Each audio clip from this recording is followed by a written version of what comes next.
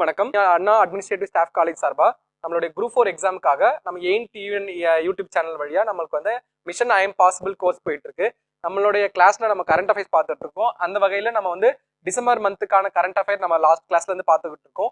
நம்ம important days வரைக்கும் last கிளாஸ்ல பார்த்தோம். சரிங்களா? நம்ம இந்த கிளாஸ்ல தமிழ்நாடு சார்ந்த என்னென்ன முக்கியமான நடப்பு நிகழ்வுகள் இருக்கு, அதுக்கப்புறம் தேசிய அளவிலான என்னென்ன முக்கியமான நடப்பு நிகழ்வுகள் இருக்குன்னு சொல்லிட்டு பார்ப்போம். ஓகேங்களா? ஃபர்ஸ்ட் பார்க்க போறது தமிழ்நாடு சார்ந்த நடப்பு நிகழ்வுகள். தமிழ்நாடு சார்ந்து ஒரு சில முக்கியமான நடப்பு நிகழ்வுகள் இருக்கு. அது என்னன்னு பார்ப்போம். முக்கியமானது ஃபர்ஸ்ட் அயோத்திதாசருடைய சிலையை நம்மளுடைய சீஃப் மினிஸ்டர் ஆஃப் தமிழ்நாடு திறந்து வச்சிருக்காரு. தமிழ்நாடு முதலமைச்சர் மு க ஸ்டாலின் என்ன பண்ணிருக்காருன்னா, நம்மளுடைய அயோத்திதாசர் அவர்களுடைய பண்டிதர் அயோத்திதாசர் அவர்களுடைய சிலையை வந்து திறந்து வச்சிருக்காரு. எங்கன்னா நம்மளுடைய மணிமண்டபத்துல, காந்தி மணிமண்டபத்துல, நம்மளுடைய சென்னையில கிண்டியில இருக்கு. ஓகே, கிண்டியில இருக்க காந்தி மணிமண்டபத்துல அயோத்திதாசருடைய பண்டிதர் அயோத்திதாசருடைய மணிமண்டபத்துல அவருடைய சிலையை திறந்து வச்சிருக்காரு. ரொம்ப ரொம்ப ஒரு முக்கியமான விஷயம். ஓகேவா? நம்மளுக்கு இது கொஸ்டின் வராது டிஎன்பிஎஸ்சில, பட் அவருக்கு இருக்க பேக்ரவுண்ட்ல இருந்து நம்மளுக்கு கொஸ்டின் நம்ம எக்ஸ்பெக்ட் பண்ணலாம். அயோத்திதாசரை பத்தி பார்க்கும்போது முக்கியமா அவர் எங்க பிறந்தாருன்னா 1000 விளக்கு 1000 லைட்ஸ் நம்ம சென்னையில இருக்க 1000 விளக்கு தொகுதிகளில் பிறந்திருப்பார். மக்கிமா நகர் சொல்லுவாங்க. ஓகே, மக்கிமா நகர்ல இருக்க 1000 விளக்கு தொகுதிகளில் அவர் பிறந்திருப்பார். அவருடைய முக்கியமான விஷயம் என்னன்னா தமிழன், திராவிடன்ங்கிற வார்த்தையை முக்கியமா அவர் அதிகமா இன்ட்ரோடியூஸ் பண்ணிருப்பார், அரசியல் ஆக்கி இருப்பாருங்கிற மாதிரி சொல்லுவாங்க. அதுக்கப்புறம் பாத்தீங்கன்னா அயோத்திதாசர் பண்டிதர் என்ன சொல்லுவாங்க அப்படின்னா திராவிட பேரொலி. ஓகே, திராவிட பேரொலி அப்படின்னு சொல்லிட்டு சொல்லுவாங்க. என்னன்னு சொல்லுவாங்க? திராவிட பேரொலி, தென்னிந்திய சமூக சீர்திருத்தத்தின் தந்தை. இரண்டுமே டிஎன்பிஎஸ்சில கொஸ்டின் கேட்டிருக்காங்க. ஓகேங்களா? அயோத்திதாசர் என்ன சொல்லுவாங்க அப்படின்னா திராவிட பேரொலி அல்லது தென்னிந்திய சமூக சீர்திருத்தத்தின் தந்தை சொல்லிட்டு யார் சொல்லுவோம்? அயோத்திதாசர பண்டிதர் சொல்லுவோம். அதை தாண்டி ரொம்ப முக்கியமானது 1885 1885ல ஜான் ரத்தினம் அல்லது ஜான் திரவியம்ங்கிற மாதிரி சொல்லுவாங்க. ஜான் ரத்தினம் அல்லது ஜான் திரவியம் அப்படிங்கிற ஒரு நபரோட சேர்ந்து திராவிட பாண்டியன் அப்படிங்கிற ஒரு இதழ ஆரம்பிச்சிருப்பார். ஓகே, திராவிட பாண்டியன். அதை தாண்டி 1907ல ஒரு பைசா தமிழன் அப்படிங்கிற ஒரு மேகசினை சொல்லி ஒரு இதழ தொடங்கியிருப்பார். ரொம்ப ரொம்ப முக்கியமானது. அந்த இதழ் பின்னாடி தமிழன் பேர் மாற்றம் செஞ்சிருக்கும். ஓகே, 1898ல ரொம்ப ரொம்ப முக்கியமானது. 1898ல சென்னையில என்ன மதத்தை சார்ந்து இது பண்ணிருப்பார்னா பௌத்த மதத்தை சார்ந்திருப்பார், தழுவி இருப்பார். இது இவரை பின்பற்றி தான் அம்பேத்கர் என்ன பண்ணிருப்பார்? பௌத்த மதத்துக்கு மாறி இருப்பார். என்ன அவரு என்ன ஒரு அமைப்பை உருவாக்கி இருப்பார் அப்படின்னா சாக்கிய பௌத்த சங்கம் அப்படிங்கிற ஒரு அமைப்பை உருவாக்கி இருப்பார். அவர் ஆக்சுவலி ஸ்ரீலங்கா போயிட்டு புத்திசம் கன்வெர்ட் ஆயிட்டு இங்க வந்து அந்த அமைப்பை உருவாக்கி இருப்பார். சாக்கிய பௌத்த சங்கம் எந்த வருஷம்? 1898. அப்புறம் 1891ல திராவிட மகாஜன சபாவையும் 1876ல அத்வைனந்தா சபையும் என்ன பண்ணிருப்பாரு? எஸ்டாப்ளிஷ் பண்ணிருப்பார். ரொம்ப ரொம்ப முக்கியமானது, இயர்ல ரொம்ப ரொம்ப முக்கியம். 1891ல திராவிட மகாஜன சபா, 1876ல அத்வைதானந்த சபா. இதெல்லாம் டிஎன்பிஎஸ்சில ரிப்பீட்டடா கேட்கறது. ஓகேவா? அவரோட ஒரு பைசா தமிழன் மேகசின் ரொம்ப ரொம்ப முக்கியமானது. எப்போ?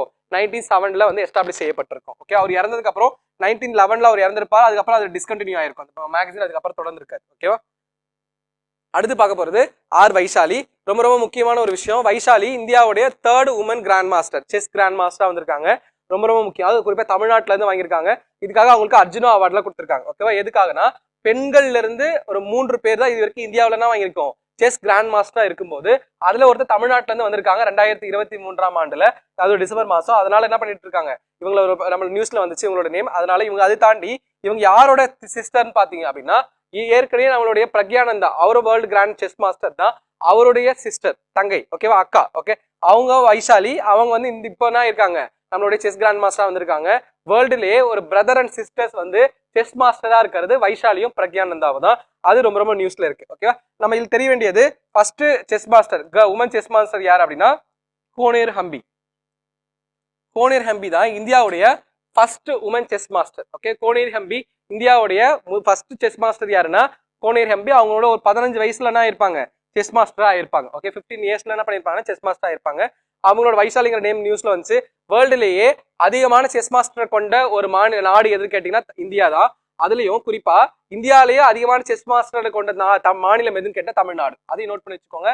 இந்தியாலேயே அதிகமான செஸ் மாஸ்டர் கொண்ட மாநிலம் எதுனா தமிழ்நாடு தான். ஓகேவா? அதை தாண்டி செஸ்ல இந்தியாலேயே டாப் பிளேயர்ஸா இருக்கிறது, டாப் செஸ் பிளேயர்ஸா இருக்கிறது யாருன்னா தமிழ்நாட்டை சேர்ந்தவங்க தான் இருப்பாங்க.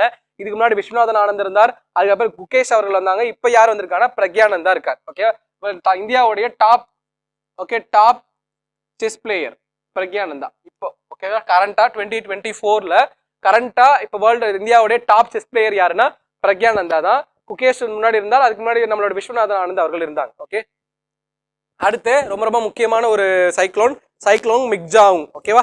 ரொம்ப ரொம்ப ஒரு மோசமான ஒரு பேரழிவை தமிழ்நாட்டுக்கு ஏற்படுத்தின ஒரு முக்கியமான சைக்ளோன் இது நம்ம சைக்ளோன் மிக்ஜாங். இந்த மிக்ஜாவுங் அப்படிங்கிற சைக்ளோனுடைய பேரை யார் கொடுத்தா அப்படின்னு டிஎன்பிசில கேட்க வாய்ப்பு இருக்கு.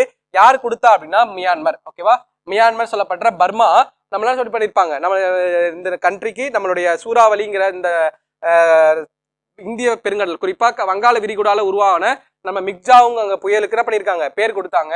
மிக்ஜாவுங் அப்படின்னா அதோட பொருள் என்ன அப்படின்னு பாத்தீங்கன்னா வலிமை. பொருள் என்னது? வலிமை. ஓகேவா, வலிமை இங்கிலீஷ்ல வந்து strong or resilience. Strong or resilience சொல்லுவாங்க. ஓகே, இதுதான் நம்மளுடைய மிக்ஜாவுங் அப்படிங்கிற ஒரு இதுக்கு பேரு. இந்த லாங்குவேஜ் என்ன லாங்குவேஜ் பாத்தீங்கன்னா பாமா லாங்குவேஜ். பாமா லாங்குவேஜ். இந்த லாங்குவேஜ் எங்க பேசுற மொழினா பர்மால, நம்மளுடைய மியான்மர்ல பேச ஒரு முக்கியமான லாங்குவேஜ் என்னன்னா பாமா லாங்குவேஜ். ஓகேங்க, அதை நோட் பண்ணி வச்சுக்கோங்க. இந்த கண்ட்ரிக்கு யார், இந்த சைக்ளோனுக்கு யார் பேர் வச்சது? நம்மளுடைய மியான்மர் தான் பேர் வச்சாங்க. நம்மளுடைய ஏரியா, நம்மளுடைய இந்தியா எந்த ஏரியால ரீஜன்ல இருக்குன்னா டிராபிக்கல் ரீஜன்ல இருக்கு. நம்ம ஜியோகிராஃபில பாப்பீங்க, டிராபிக்கல் ரீஜன்ல இருக்க ஒரு முக்கியமான கண்ட்ரி இந்தியா.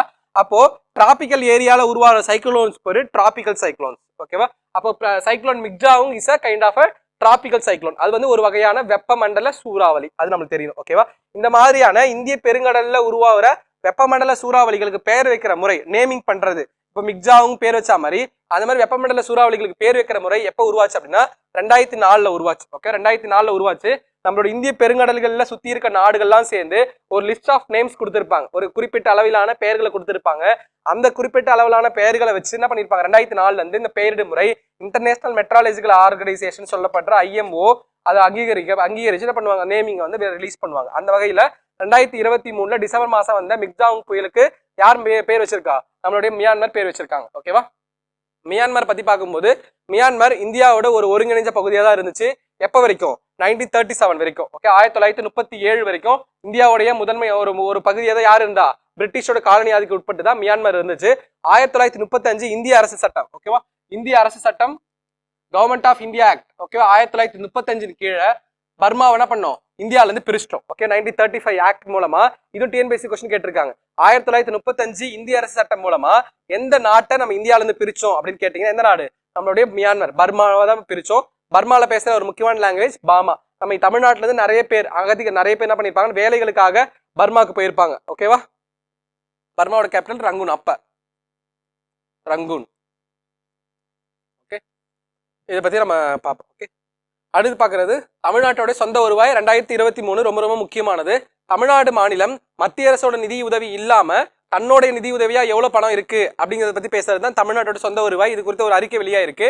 யாரோட அறிக்கை அப்படின்னா இந்திய ரிசர்வ் வங்கியோட அறிக்கை. ஓகேவா, இந்திய ரிசர்வ் வங்கியோட அறிக்கை 2023-24 பட்ஜெட் ஒரு ஆய்வு அப்படிங்கிற ஒரு தலைப்புல ஒரு ரிப்போர்ட் வந்ததுல இந்தியா தமிழ்நாட்டுடைய மொத்த பங்களிப்பு, தன்னோட மொத்த வருவாயில, வரி வருவாயில வெறும் மத்திய அரசோட பங்கு எவ்வளவுதான்? 30% தான். ஆனா மாநில அரசு பங்கு மட்டுமே எவ்வளவு இருக்கு? 70% அளவுக்கு இருக்குன்னு சொல்லிட்டு நம்ம என்ன பண்ணிருக்கு, ரிப்போர்ட் கொடுத்திருக்கு. இதுவே ஜிஎஸ்டிக்கு முன்னாடி காலகட்டத்துல தமிழ்நாட்டோட மொத்த வருவாயில 78% மொத்த மத்திய மாநில அரசோட வருவாயோ, மீதி இருக்க 12%, 22% அளவுக்கு யார் எடுவது? மத்திய அரசு வந்து கான்ட்ரிபியூட் பண்ணிட்டு இருந்தது. இப்போ இந்த சதவீதம்னா இருக்கு ஒரு 9% அளவுக்கு குறைஞ்சிருக்கு. ஓகே, 9% அளவுக்கு குறைஞ்சிருக்கு. மாநில அரசுக்கு, தமிழ்நாடு அரசுக்கு மத்திய அரசு கிட்ட இருந்து வர வேண்டிய வரி வருவாய் குறைஞ்சிருக்குங்கிறத இது காட்டுது. ஓகேவா, இதை மேபி நம்ம கொஸ்டின் அட்மினிஸ்ட்ரேஷன் பார்ட்ல கேட்கலாம். ஜஸ்ட் நோட் பண்ணி வச்சுக்கோங்க எவ்வளவு பெர்சன்டேஜ். ஓகேவா, அது ஞாபகம் வச்சுக்கோங்க. இது என்ன சொல்லுவாங்க அப்படின்னா SOTR சொல்லுவாங்க, ஸ்டேட் ஓன் டாக்ஸ் ரெவென்யூ. SOTRனா என்னன்னா ஸ்டேட் ஓன் டாக்ஸ் ரெவென்யூ, மாநிலத்துடைய சொந்த வரி வருவாய். ஓகேவா, அந்த சொந்த வரி வருவாய் மத்திய அரசு கிட்ட இருந்து எவ்வளவு வருது, மாநில அரசு கிட்ட இருந்து எவ்வளவு வருதுங்கிற அடிப்படையில இப்ப 100 ரூபாய் இருக்குன்னா அதுல 70 ரூபாய் மாநில அரசோட வருவாய், சொந்த வரி வருவாய். 30 ரூபாய் வந்து மத்திய அரசு கொடுக்குற வரி வருவாய். அந்த மத்திய அரசு எதன் அடிப்படையில் கொடுப்பாங்க அப்படின்னா வரி வருவாயை குறிப்பா நம்மளோட நிதிக்குழு இருக்குல்ல, பினான்ஸ் கமிஷனோட ரெக்கமெண்டேஷன் அடிப்படையில மத்திய அரசு என்ன பண்ணும், அந்த வரி வருவாயை பகிர்வு செய்யும். ஓகே, அடுத்து பார்க்க போறது ஒரு முக்கியமான திட்டம், மக்களுடன் முதல்வர் திட்டம். ஓகேவா, மக்களுடன் முதல்வர் திட்டம் தமிழ்நாட்டில் இருக்க அனைத்து மாவட்டங்கள்லயும் இம்ப்ளிமெண்ட் செய்யப்பட போகிற ஒரு முக்கியமான திட்டம். மக்களுடன் முதல்வர், அதாவது மக்களுடைய குறைகளை நேரடியா முதல்வரே கேட்கிற மாதிரியான ஒரு முக்கியமான திட்டம். நம்ம என்ன பண்ணலாம், பெட்டிஷன் கொடுத்தனா உடனே இமீடியட் ஆக்ஷன் எடுக்கிற ஒரு முக்கியமான திட்டம் மக்களுடன் முதல்வர் திட்டம். முக்கியமா பெட்டிஷன் மூலமா என்ன பண்றது, அந்த பெட்டிஷன்ல உண்மையான ரீசன் இருக்கு அப்படின்னா அந்த குறைகளை மக்களுடன் முதல்வர் திட்டத்திற்கு கீழே என்ன பண்ணுவாங்க, உடனே தீர்த்து வைப்பாங்க. தகுதியின் அடிப்படையில் பண்ண தாக்கல் செஞ்சோன்னா அந்த குறைகளை தீர்த்து பண்ணுவாங்க. இனிஷியலா இப்ப இந்த ஸ்கீமை எங்க தொடங்கி வச்சிருக்காங்க அப்படின்னா வெள்ளம் அஃபெக்ட் பண்ண, நம்ம மழையால மிக்ஜாவுங் புயலால பாதிக்கப்பட்ட சென்னை, திருவள்ளூர், காஞ்சிபுரம் மற்றும் நம்மளுடைய செங்கல்பட்டு மாவட்டங்களை இனிஷியலா இந்த ஸ்கீமை வந்து தொடங்கி வச்சிருக்காங்க. ரொம்ப ரொம்ப முக்கியமான ஸ்கீம். மக்களுடன் முதல்வர் ஸ்கீம். ஓகேவா? அடுத்து எண்ணூர்ல இருக்க கழிமுக கசிவு. ஓகே, எண்ணூர் கழிமுகத்துல எண்ணெய் கசிவு. ஏன் ஆயில் ஸ்பில் ஆச்சு? ஆயில் ஸ்பில் ஆனது காரணம் வந்து சைக்ளோன் தான். மிக்ஸாவும் சைக்ளோனால அந்த ஐஓசிஎல்ல, சென்னை பெட்ரோலியம், சிபிசிஎல்ல, Chennai petroleum corporation limited India லிமிடெட்ல, சிபிசிஐஎல், ஓகேவா, சிபிசிஎல் அல்ல சிபிசிஐஎல் சொல்லப்படுற இந்த நிறுவனத்துல இருந்து, மத்திய அரசு நிறுவனத்துல இருந்து ஆயில் வந்து லீக்கேஜ் ஆயிருச்சு. பெட்ரோலியம் க்ரூட் ஆயில் வந்து லீக்கேஜ் ஆயிருச்சு. இதோடைய இம்பாக்ட் என்ன? க்ரூட் ஆயில் இது மாதிரி லீக் ஆகும்போது அதோட இம்பாக்ட் என்னன்னு பாத்தீங்கன்னா, முதல்ல marine ecosystem, okay, marine ecosystem கடுமையா அஃபெக்ட் ஆகும். அதாவது பெருங்கடல் சார் சூழலியல் அமைப்பு, மெரைன் எக்கோசிஸ்டம் கடுமையா பாதிக்கப்படும். மெரைன் எக்கோசிஸ்டம்ல முக்கியமா எண்ணூர்ல இருக்கிறது முக்கியமா ரெண்டு விஷயம் இருக்கு. ஒன்னு நம்மளுடைய வெட்லேண்ட், மார்ஷ்லேண்ட். வெட்லேண்ட், மார்ஷ்லேண்ட் இருக்கு, சதுப்பு நிலம் இருக்கு. எண்ணூர்ல என்ன இருக்கு? சதுப்பு நிலம் இருக்கு. ரெண்டாவது birds and fish, marine organism. Okay, கடல் சார்ந்து இருக்க பறவைகள் மற்றும் மீன்கள். ஓகேவா? மீன்களுக்கு என்ன கிடைக்காது? உணவு கிடைக்காது. பேர்ட்ஸ் பாத்தீங்கன்னா அந்த பேர்ட்ஸ் மேல க்ரூட் ஆயில் டெபாசிட் படியும் போது அதனால என்ன பண்ண முடியாது? பறக்க முடியாது. அதோடைய அன்றாட வாழ்க்கை மாறி அதோட கெமிக்கல் ரியாக்ஷனால நோய் தொற்று ஏற்பட்டு பேர்ட்ஸ் இறந்து போயிடும். நம்மளோட ஆயில் வந்து மேலே மிதந்துட்டு இருக்கும் போது சன்லைட் உள்ள போகாது. மைக்ரோ ஆர்கானிசம்ஸ் இது பண்ண முடியாது. மைக்ரோ ஆர்கானிசம்ஸ் இல்லைன்னா ஃபைட்டோபிளாங்க்டன்ஸ் இல்லைன்னா ஃபிஷஸால சாப்பிட முடியாது. ஓகேங்களா? இந்த மாதிரியான இஷ்யூஸால மெரைன் எக்கோசிஸ்டம் கம்ப்ளீட்டா அஃபெக்ட் ஆகும். அதை தாண்டி மிகப்பெரிய இம்பார்ட்டன்ட், ஃபிஷர்மேன்ஸ்க்கு என்ன பண்ண முடியாது? ஃபிஷிங்க்கு போக முடியாது. மீனவர்கள் மீன் பிடிக்க போக முடியாது. அது ஒரு பெரிய பெரிய இஷ்யூ. ஓகே, மீனவர்கள் என்ன பண்ண முடியாது? மீன் பிடிக்க போக முடியாது. அதனால மீனவர்களோட வாழ்வாதாரம் கடுமையா பாதிக்கப்படும். ஓகேவா? இந்த மாதிரியான இஷ்யூ எதுக்காக? இந்த எண்ணெய் கசிவு தொடர்ந்து நம்மளுக்கு எக்ஸாமுக்கு என்ன முக்கியம் அப்படின்னா, இந்த மாதிரியான எண்ணெய் கசிவு ஏற்படும் போது அரசாங்கம் என்ன பண்ணணும் அப்படின்னா, அதுக்கு ஒரு முக்கியமான ஒரு மெஷர் இருக்கு. நம்மளுடைய சூடோமோனாஸ் பூட்டிட்டா.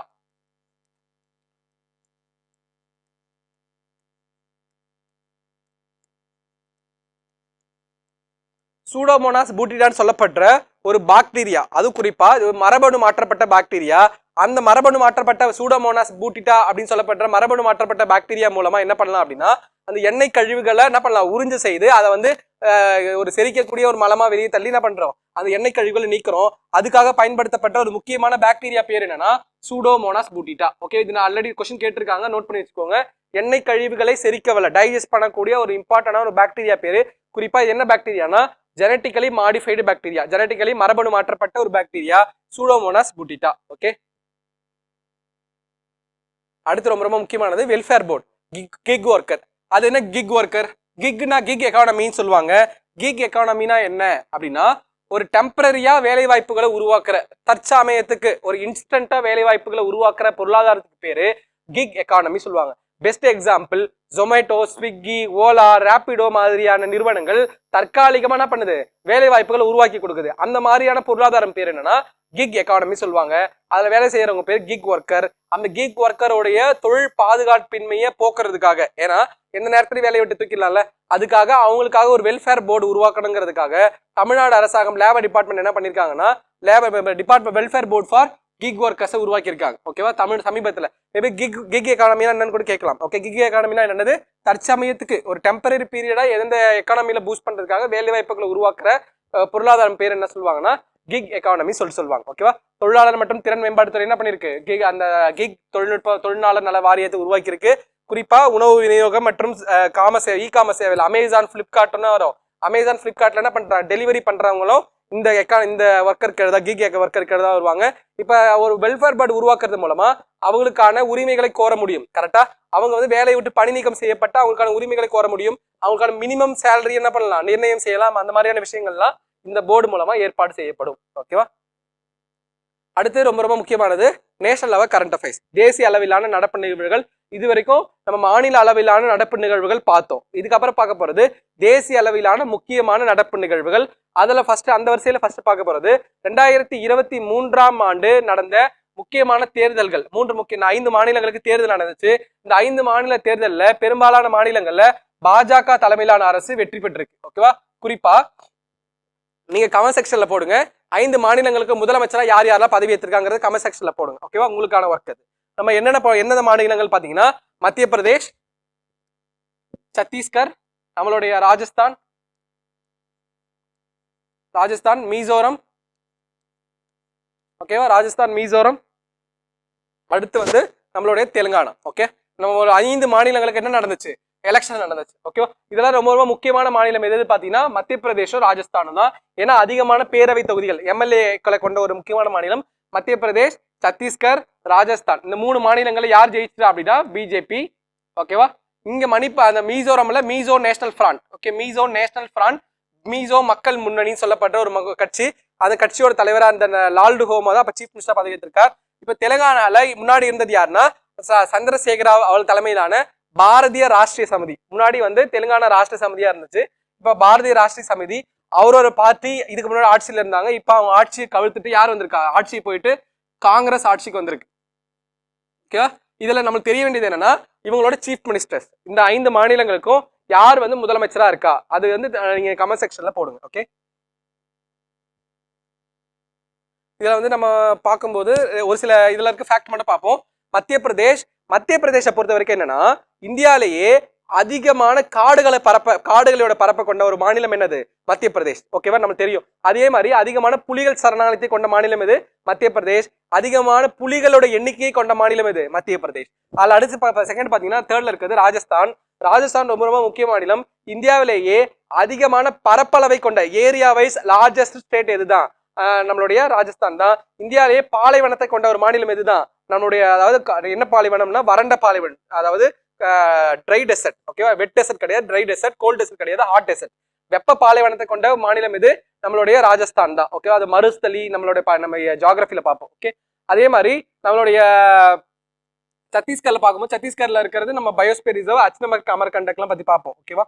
அவ்வளவுதான். இது தாண்டி தெலுங்கானா பத்தி பார்க்கும்போது ஆந்திரால இருந்து எப்ப பிரிஞ்சது? ஜூன் 2, 2014 பிரிஞ்சிருக்கும். 2014 பிரிஞ்சிருக்கும். அதனால ஜூன் 2 என்ன செலிப்ரேட் பண்றோம்? தெலுங்கானா டேவா செலிப்ரேட் பண்றோம். ரொம்ப ரொம்ப முக்கியமானது. ஓகே, அது ஜஸ்ட் நோட் பண்ணி வச்சுக்கோங்க. அடுத்து ரொம்ப ரொம்ப முக்கியமானது பிரதான் மந்திரி ஜன்ஜாதி ஆதிவாசி நியாய மகா அபியான். ஒரு முக்கியமான ஸ்கீம் 2023ல குறிப்பா பர்டிகுலர்லி வல்னரபிள் ட்ரைபல் குரூப்ஸ், அதாவது குறிப்பிடத்தக்க அச்சுறுத்தல் நிலையில் இருக்க நம்மளுடைய பழங்குடியின மக்களுக்காக உருவாக்கப்பட்ட ஒரு முக்கியமான திட்டம் என்னது? PM ஜன்மன். அந்த ஸ்கீம் பேர் என்னது? PM ஜன்மன் சொல்லுவாங்க. அதையும் நோட் பண்ணி வச்சுக்கோங்க.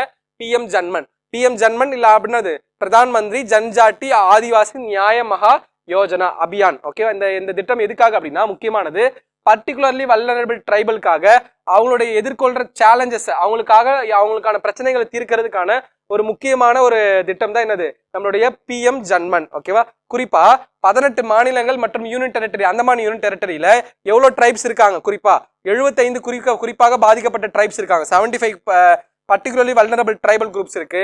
அந்த ட்ரைபல் குரூப்ஸோட வெல்ஃபேருக்காக உருவாக்கப்பட்ட ஒரு முக்கியமான திட்டம் தான் என்னது? பிரதான் மந்திரி ஜன்மன் திட்டம். ஓகேவா? ரொம்ப ரொம்ப முக்கியமான திட்டம். மேபி கொஸ்டின் கேட்கலாம், ஜன்மன்ங்கிறது எதோட தொடர்புடையது? Which of the following related இது பிரதான் மந்திரி ஜன்மன் கேட்டாங்க அப்படின்னா எதுக்காக? பர்டிகுலர்லி வல்னரபிள் ட்ரைபல் குரூப்ஸ்க்காக, குறிப்பிடத்தக்க அச்சுறுத்தல் நிலையில் உள்ள பழங்குடியின மக்களுக்காக ஒரு திட்டம் தான். ஓகேங்களா? இதே மாதிரி இன்னொரு திட்டம் இருக்கு, பிரதான் மந்திரி PVTG திட்டம். ஓகேவா?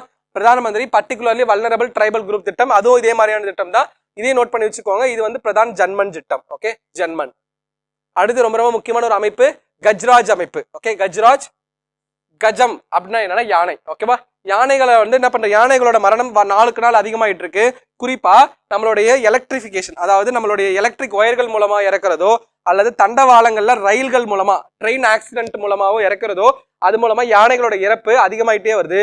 குறிப்பா அஸ்ஸாம், தமிழ்நாடு, கர்நாடகா மாதிரியான மாநிலங்கள்ல யானைகளோட இறப்பு ரொம்ப ரொம்ப அதிகமா வருது.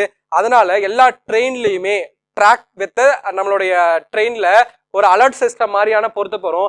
அந்த அலர்ட் சிஸ்டம் பேர் தான் கஜ்ராஜ் சிஸ்டம். மேபி கொஸ்டின் கேட்கலாம், கஜ்ராஜ் சிஸ்டம் எதுக்காண்டி அப்படின்னா யானைகள் ஆக்சிடென்ட்ல இருந்து, குறிப்பா ட்ரெயின் ஆக்சிடென்ட்ல இருந்து ப்ரொடெக்ட் பண்றதுக்கான ஒரு முக்கியமான திட்டம். ஓகேவா? Indian railways has initiated pioneering steps toward the wildlife conservation by deploying the Gajraj system. It is an artificial intelligence. இதுதான் ரொம்ப முக்கியம். செயற்கை நுண்ணறிவு தொழில்நுட்பத்தின் மூலமா உருவாகிற ஒரு முக்கியமான ஒரு இதுதான் என்னது Gajraj system. It can alert loco pilots well in time about the presence of elephants on track. ஓகேவா? யானைகள் வந்து அந்த குறுக்குல வரும்போது என்ன பண்றது, நம்மளுடைய அந்த அலர்ட் சிஸ்டம் கொடுத்துறது யாருக்கு, லோகோ பைலட்ஸ்க்கு, ட்ரெயின் லோகோ பைலட்ஸ்க்கு. யார் இது உருவாகிருக்கா அப்படின்னா இன்ட்ரூஷன் டிடெக்ஷன் சிஸ்டம் வந்து இதை வந்து இன்ட்ரோடியூஸ் பண்ணிருக்காங்க. குறிப்பா எப்ப இன்ட்ரோடியூஸ் பண்ணாங்க அப்படின்னா டிசம்பர் 2022லயே நார்த் ஈஸ்ட் ஃபிரான்டியர் ரயில்வேஸ்ல இன்ட்ரோடியூஸ் பண்ணிட்டாங்க. ஓகே, இப்போ இந்தியா முழுமையாக இன்ட்ரோடியூஸ் பண்றதுக்காக ட்ரை பண்ணிட்டு இருக்காங்க. குறிப்பா அஸ்ஸாம், தமிழ்நாடு, கர்நாடகா, கேரளா மாதிரியான மாநிலங்கள்ல இன்ட்ரோடியூஸ் ஆகும். ஏன்னா அஸ்ஸாம், தமிழ்நாடு, கேரளா, கர்நாடகால தான் அதிகமான யானைகள் இருக்கு, அதிகமான யானை இறப்புகளும் பதிவாகிட்டு இருக்கு. ஓகே, எலஃபன்ட் டெத்ஸும் இங்கதான் இருக்கு, ரொம்ப ரொம்ப இங்கதான் இருக்கு. ஓகே, அடுத்து ரொம்ப ரொம்ப முக்கியமானது இந்த world's first portable hospital. Okay, உலகின் முதல் நடமாடும் மருத்துவமனை. ஓகேவா, எங்க அப்படின்னா குருகிராம்ல இன்ஸ்டால் பண்ணிருக்காங்க. ஓகே, அது குருகிராம்ல எப்படின்னா ஒரு கியூப் மாதிரி, ஓகேவா, ஹாஸ்பிட்டல் இருக்க எல்லா திங்ஸையும் ஒரு கியூப் மாதிரி வச்சுக்கிட்டு ட்ரோன்லயோ இல்ல ஹெலிகாப்டர்லயோ எடுத்துட்டு போயிட்டு அதை டக்குன்னு இன்ஸ்டால் பண்ணிடலாம். ஓகேவா, ஒரு இடத்துல இருந்து இன்னொரு இடத்துல போய் என்ன பண்ணலாம், இன்ஸ்டால் பண்ணலாம். அதுல மினிமலான திங்ஸ் மட்டும் தான் இருக்கும், மினிமலான மெடிக்கல் எக்யூப்மெண்ட்ஸ் மட்டும் தான் இருக்கும். அது மூலமா ஒரு mini hospital, okay, portable mini ஹாஸ்பிட்டல்ல எஸ்டாப்ளிஷ் பண்ணலாம். இது எதுக்காக யூஸ் ஆகும், முக்கியமா நம்மளுடைய போர் மாதிரியான நோய் தொற்று மாதிரியான ஒரு எமர்ஜென்சி சுச்சுவேஷன்ல ஒரு ஹாஸ்பிட்டல் தேவை இருக்கு அப்படின்னா என்ன பண்ணலாம், இந்த மாதிரியான இஷ்யூ யூஸ் பண்ணலாம். ஃபர்ஸ்ட் டைம் எங்க இன்ட்ரோடியூஸ் பண்ணிருக்காங்க, ஹரியானால இருக்க குருகிராம்ல இன்ஸ்டால் பண்ணிருக்காங்க. ஓகே,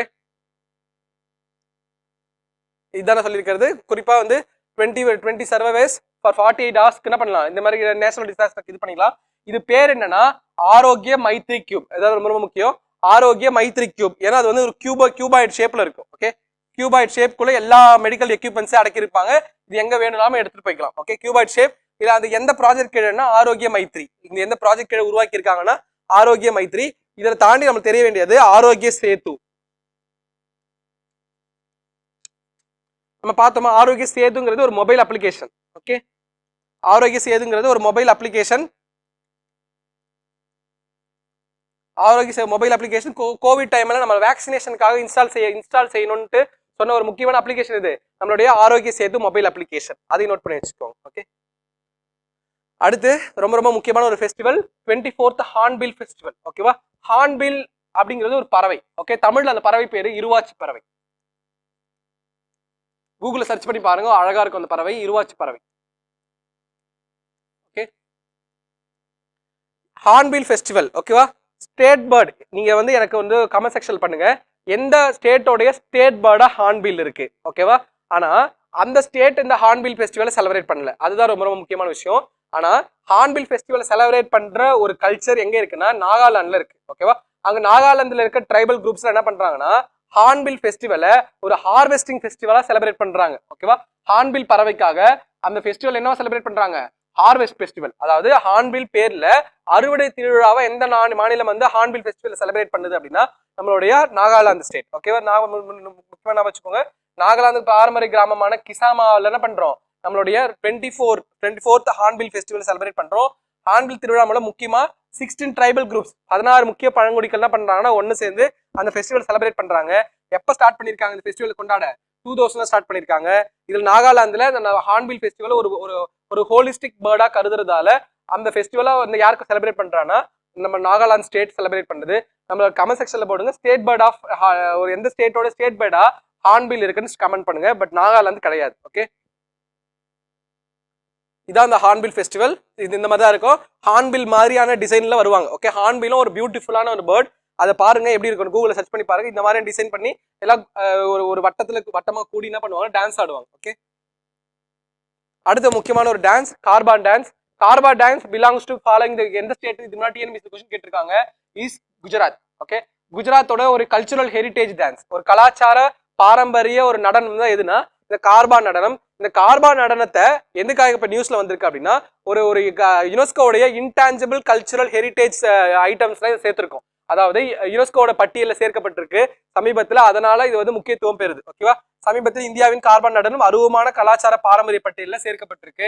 அதுதான் இந்த வருஷத்துக்கான நியூஸ். அந்த கார்பான் நடனம் எந்த மாநிலத்துக்காண்டிது, குஜராத்தோடது. அது நம்மளுக்கு ரொம்ப ரொம்ப முக்கியம். ஓகே, இதுக்கு முன்னாடி இதுக்கு முன்னாடி இதுல இருக்க எத்தனை ஐட்டம்ஸ் இருக்குன்னா 15 ஐட்டம்ஸ் எதுல இருக்கு, அந்த யுனெஸ்கோடைய இன்டான்ஜிபிள் ஐட்டம்ஸ்ல இருக்கு. அந்த வகையில இது 15வது. ஓகே, 14th எதுன்னு பாத்தீங்கன்னா நம்மளோட கொல்கத்தால செய்யற துர்கா பூஜா. ஓகேவா, அங்க கொல்கத்தால துர்கா வந்து ரொம்ப ஒரு ஹோலிஸ்டிக்கான ஒரு காட், ஒரு ரொம்ப முக்கியமான ஒரு புனித கடவுள். அந்த துர்காக்கு செய்யப்பட்ட பூஜை, துர்கா அந்த சாமிக்கு செய்யப்பட்ட பூஜை தான் நம்மளுடைய 14th கல்ச்சுரல் இன்டான்ஜிபிள் ஹெரிட்டேஜோடைய அந்த லிஸ்ட்ல ஆட் ஆயிருந்துச்சு. ஓகே, இப்போ 15th Garba dance belongs to Gujarat. Okay, அது நான் நோட் பண்ணி வச்சுக்கோங்க. இதுதான் கார்பா டான்ஸ். ரொம்ப கல்ச்சர், ரொம்ப ஒரு நல்லா இருக்கும். கலர்ஃபுல்லான ட்ரெஸ்ஸஸ்லாம் வியர் பண்ணி ஒரு ஆடுற ஒரு முக்கியமான டான்ஸ் தான் கார்பா டான்ஸ். ஓகே, அடுத்து பில் ஃபார் காஷ்மீர் ரொம்ப ரொம்ப முக்கியமானது. காஷ்மீரோடைய ரீஃபார்முக்காக 2 முக்கியமான மசோதாக்களை பார்லிமெண்ட்ல லாஸ்ட்ல கொண்டாந்து ஸ்பெஷல் பார்லிமெண்ட் செஷன்ல இன்ட்ரோடியூஸ் பண்ணிருக்காங்க. அப்படி இன்ட்ரோடியூஸ் பண்ண என்னென்ன பில்லுன்னு பார்ப்போம். ஒன்னு காஷ்மீர் ரீஆர்கனைசேஷன் அமெண்ட்மெண்ட் பில். ஓகேவா, காஷ்மீர் அதாவது ஜம்மு அண்ட் காஷ்மீர் மறுசீரமைப்பு திருத்த மசோதா 2023. ரெண்டாவது Jammu and Kashmir reservation amendment bill 2023. 2 பில்ல நம்மளோட ஹோம் மினிஸ்டர் கொண்டாந்தார். ஓகே, ஹோம் மினிஸ்டர் கொண்டாந்துருக்காங்க. அந்த 2 பில் என்னென்ன சொல்லுதுன்னு பார்ப்போம். ஓகே, ஃபர்ஸ்ட் என்ன சொல்லுதுன்னா, reorganisation bill seeks to deserve the seats upcoming 144 seat, அதாவது 114 சீட் இருக்கு. இதுல ஜம்மு அண்ட் காஷ்மீர்ல, அதுல இருக்க ஜம்மு அண்ட் காஷ்மீர்ல யார் யாருக்கெல்லாம் ரிசர்வ் பண்ண சொல்றாங்கன்னா, காஷ்மீரி மைக்ரன்ஸ், அதாவது காஷ்மீர்ல இருந்து வெளில போயிட்டு திரும்ப காஷ்மீருக்கு வந்த Kashmiri migrants, people displaced from Pakistan occupied Kashmir, Pakistan occupied காஷ்மீர்ல இருந்து இந்தியாவுக்குள்ள வந்த காஷ்மீருக்கு வந்தவங்கள அதை தாண்டி ஷெட்யூல்டு ட்ரைப்ஸ்க்கு என்ன பண்ண சொல்லியிருக்காங்க, ரிசர்வ் பண்ண சொல்லி இந்த அமெண்ட்மெண்ட் பில் கொண்டாடுது. Okay, the legislative assembly in Jammu and Kashmir initial had எத்தனை பேர் மட்டும்தான் 100 மெம்பர்ஸ் தான், including 24 for Pakistan occupied Kashmir. முதல்ல எத்தனை சீட் தான், இந்த 100 சீட்டு தான் இருந்திருக்கு. அந்த 100 சீட்டை இப்போ எவ்வளவு இன்க்ரீஸ் ஆயிருக்கு, 114 இருக்கு, இன்க்ளூடிங் பாகிஸ்தான் ஆக்குபைடு காஷ்மீர். இன்ன வரைக்கும் பாகிஸ்தான் ஆக்குபைடு காஷ்மீர்ல என்ன பண்ணல, எலெக்ஷன் நடத்தல, தேர்தல் நடத்தல.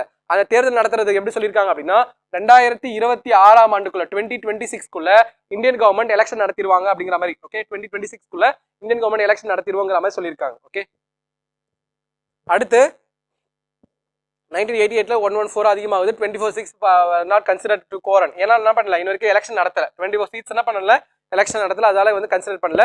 இட் மேக்ஸ் டோட்டல் கண்டெஸ்டபிள் சீட்ஸ் வந்து 87, including 4 from Ladakh. After delimitation commission 2022 எவ்வளோ, 2020க்கு அப்புறம் என்ன பண்ணிருக்கோம், 114 சீட்டை இன்க்ரீஸ் பண்ணிருக்கோம். இப்ப கரண்டா ஜம்மு அண்ட் காஷ்மீர்ல எவ்வளவு சீட்ஸ் இருக்குன்னு, எம்எல்ஏ சீட்ஸ் இருக்குன்னு கேட்டாங்கன்னா 114, including Pakistan occupied Kashmir seats. ஓகேவா, இன்க்ளூடிங் பாகிஸ்தான் ஆக்கிரமிப்பு காஷ்மீரோட சீட்ஸ் முதற்கொண்டு என்ன பண்ணிருக்கோம், 114 சீட்ஸ் இருக்கு. ஓகே,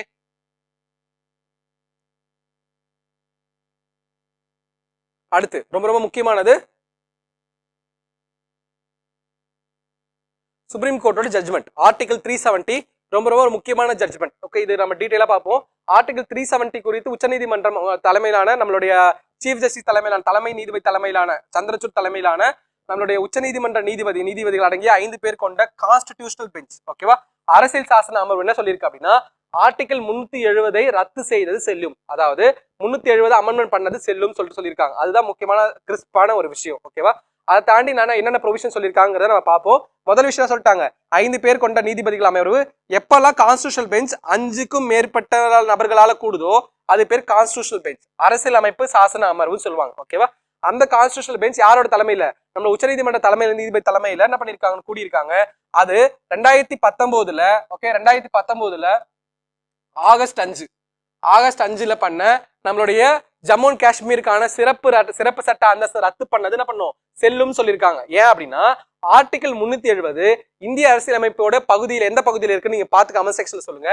அந்த பகுதி தற்காலிகமானது அப்படின்னு சொல்லிட்டே இருக்கும். ஓகே, தற்காலிகமான ப்ரொவிஷன்ஸ், டெம்பரரி ப்ரொவிஷன்ஸ் தான். அப்ப ஆர்டிகல் 370 என்னது, வர டெம்பரரி பீரியட்ல தான் நம்ம கான்ஸ்டிடியூஷன்ல இருக்கணும். அதனால ஆர்டிகல் 370 டைல்யூட் பண்ணது, ரத்து பண்ணது செல்லும் அப்படின்னு சொல்லிட்டு உச்சநீதிமன்றம் சொல்லியிருக்காங்க. அப்ப செல்லும்னா என்ன அர்த்தம், Jammu and Kashmir state reorganisation act 2019 செல்லும்னு அர்த்தம். ஓகேவா, அது என்னன்னு பார்ப்போம். Okay, Jammu and Kashmir state reorganisation act